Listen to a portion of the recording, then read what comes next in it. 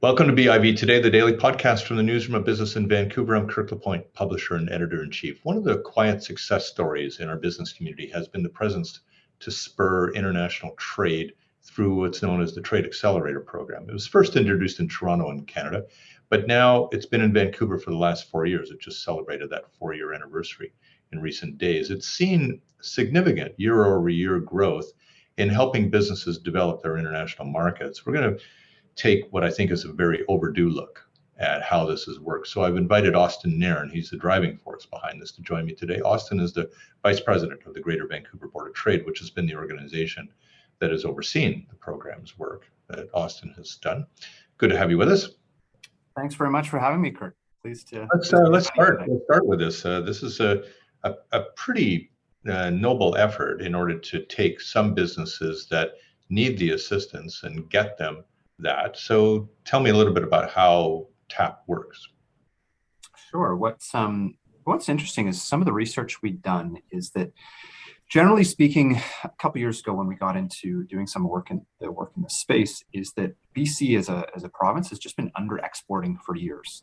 And that's largely just because it's difficult and it's challenging and it's risky, and a lot of companies were coming up against some pretty significant obstacles. And the primary obstacles that they were facing is really a question about who to go to when, having the right people and partners to be successful in exporting, and through all of that, just making sure that they mitigate their risk. And so that's really the focus of this program, is helping companies to address those barriers. And it focuses on really a few different components, and one is first and foremost educating them on who to go to when, through the support of partners in the public and private sector. So we spend about 2 days really doing a deep dive into all things exporting and what are the proper steps to be successful.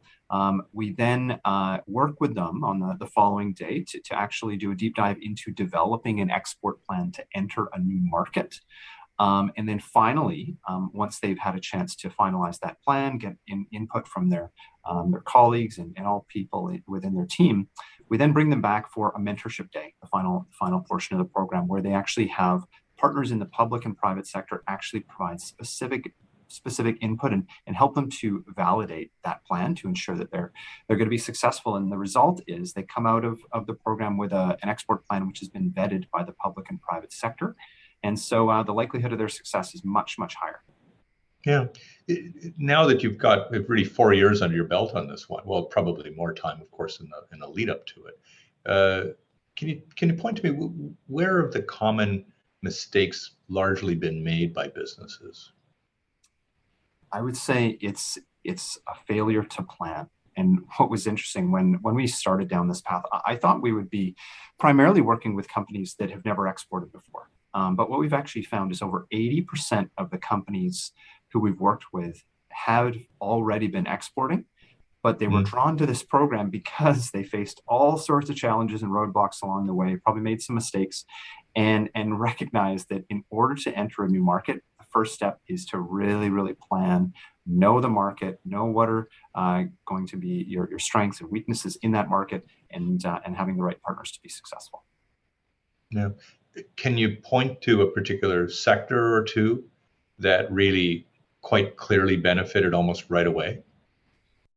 I would say there's been a few, and when I look at the sectors which we work with most is surprisingly the agri-food sector has been one that has particularly benefited. And I think that's just because BC is so synonymous with quality, and our food production, our food quality, and also just our dedication to, I'd say, a lot of health and wellness when it comes to some of those products has been really, really well received. So we've seen a lot of success. Whistler Water being one. We've had companies that produce supplements like turmeric, even supplements for pets, if you can believe it, have gone through the program and experienced significant success. And then also in the tech space, we've had a number of tech companies that have come through it, have seen significant success. Professional services is another. So it's been a pretty broad spectrum, but all of them, it's just by having a plan in place, they've really been able to leverage that plan, get their team on board, and in some cases even secure additional financing. So a lot of people have come to Canada and set up shop, become entrepreneurial, and then exported back perhaps to their home countries. How has TAP worked in order to help companies diversify their trade markets? A really great question. And what we found is in the early going is companies primarily focused on the United States. That's in many cases that's the market that they're most familiar with, and that's the natural one. But by partnering up with some of the public and private sector resources we introduce them to, they've really been able to diversify. And two of the resources that come to mind in particular are those offered by both the federal and provincial government. So the federal government has what are called trade commissioners in market.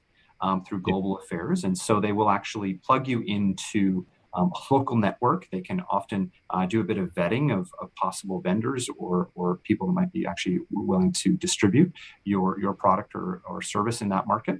And then on the provincial side, they have what are called trade investment representatives in some select markets. And once again, they're able to really plug you into that local ecosystem.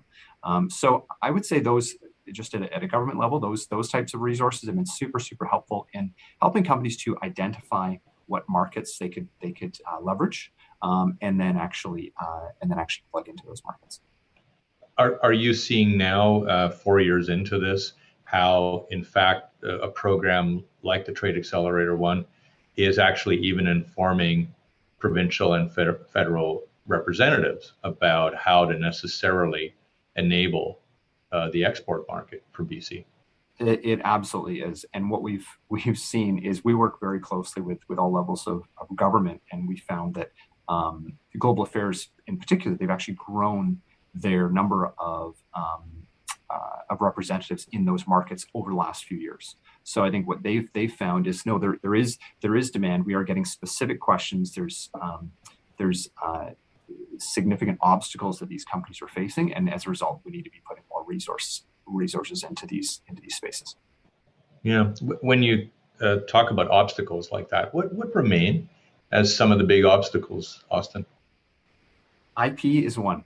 Entering into some of these markets, and if you don't have that locked down and really smart about having asked some of those questions in advance, you could expose yourselves to significant risk.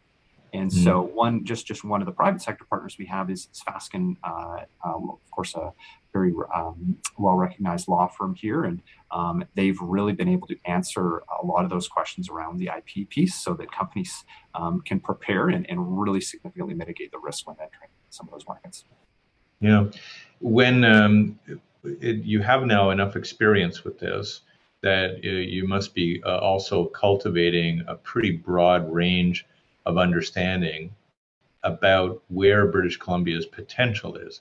As you see a program like this grow, and it grows every year that I see statistics for it, are we getting anywhere near what we might consider to be our capacity to export as a province? I think we have a long ways to go yet. And when we started down this path, BC makes up about 13% of the population. I think it's about 13.5% of Canada's population. But from an exporting standpoint, we make up about 10 to 11% of the actual exports.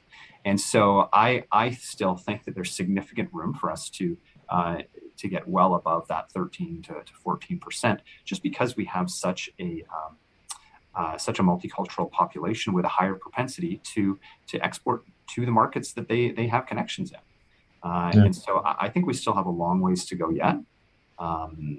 And it's just a matter of educating people and really helping them to address those risks and those barriers that they're concerned about.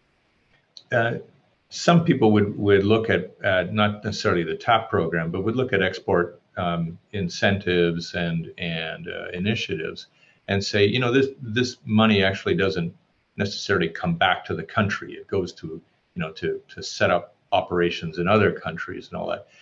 Can you see the direct job creation here, the prosperity creation here, the revenue here in now that you're watching this program now for 4 years? Yeah, we absolutely can. And I point to specifically on the employment side is on average, our companies have been increasing their headcount by about 10% or two plus employees within about 6 to 12 months of completing the program. And of course, those are often well-paying jobs and they're contributing to the local economy. A lot of the revenues then do flow back through to the local economy. So from that standpoint, we've seen it. It's definitely paid off, and it's supporting our economy on many fronts. And do you feel now that now that you've had this experience, and of course it started in Toronto as well, that Vancouver is now potentially going to increase its attractiveness for entrepreneurs to think of it as a place where export would actually be not only enabled but highly encouraged as something to do here.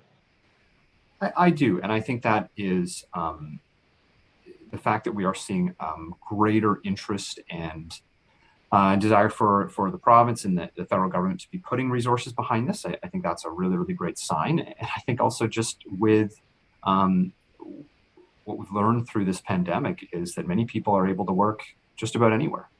And if you can live and work in BC, it's a fantastic place to do so.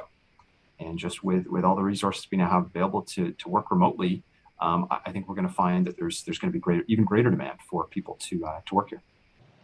What has been interesting in watching the program here, the program in Toronto, is how when government administrations have changed, there hasn't been any detectable, discernible change in the attitude of administrations toward programs like this. You know, you can speak a little candidly if you can here. Does that surprise you? No, I think that people recognize that we're in an increasingly global marketplace. And anyone who's in the e-commerce space or many businesses, I mean, it's only a matter of time before you start attracting a global audience. And I think all governments can agree on that, and they recognize that we are a country of exporters. We always have been, and we always will be, and we rely on the international population to buy our goods and services. So I think we'll continue to see this to be, of course, maybe it moves a bit up and down the priority list, but it's always going to be among the top priority list for any government. And we've been really pleased to see the consistency over the four years we've been doing this. You mentioned earlier that we are a multicultural province, and it's true that also diversifies the entrepreneurial leadership of a lot of our companies. But are there specific areas where you feel still that we have more to do in order to encourage diversity in our export markets in terms of leadership of organizations? Yeah, I think it's a moving target, and one of the other things that we do at our organization here is we actually have a program called our Diversity and Inclusion Leadership Council, and we're constantly having that discussion about how can we have more diverse voices at the table. And I think that is I'm really glad that it is coming to the forefront and it's becoming a higher priority for many companies. But there's always room for improvement. There's always room for growth. But what I can say just from the companies we've worked with is they have come from all different size, scale, sector, and backgrounds. And we've been really pleased with the diversity of companies we've been able to engage with.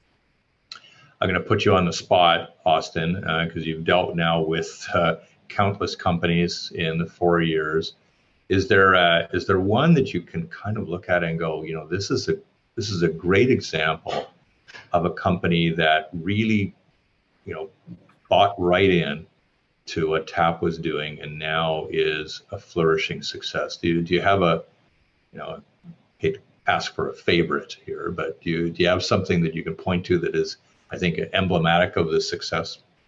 Yeah, thanks for putting me on the spot, Kirk. I appreciate it.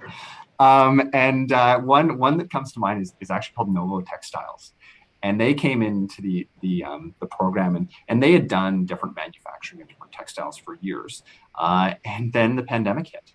And what really it showed to us is just the resiliency, the innovation, creativity of this company where they invested in a new textile machine, and as a result, were able to start producing masks. Oh, This is the start end, the beginning of the pandemic. And when we last checked in with them, they were producing 3 million surgical masks per month, distributing all around the world. And they had grown their employees from 12 to 60 people. wow. Just through the pandemic. So it was a significant investment to purchase this new machine. It paid off, and their growth is just a fantastic success story of the innovation taking a bit of a risk, but a measured risk, and now they're this flourishing business that is highly regarded, and grown significantly. All conversations eventually wind back talking about the pandemic at this point. We avoided it for a few minutes. We got through nearly 15 minutes there. However, I do want to hear about how you feel the export market has had to cope with the pandemic, specifically for British Columbia, what it's meant in terms of things like supplying products abroad, and the employment issues, labor issues here, and economic issues, of course, for the viability of some of these companies. How have you think, noticed the change, the shift, the so-called pivot in our export market in the last 18, 19 months? Yeah, what we have found is specifically in the last 18 or so months, many companies have decided to once again focus a bit more on the North American market, just because logistically it's just made a bit more sense. It's been a bit easier to getting the goods into that market to and from.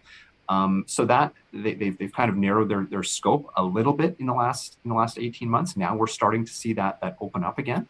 And from an HR standpoint, I mean, that's something we're constantly hearing about. This kind of war on talent is finding great people has become increasingly difficult, just with some of the limitations of just immigration and that's really put a significant strain on these companies' ability to actually expand. So I would say that their growth has been stifled a little bit in the last 18 months.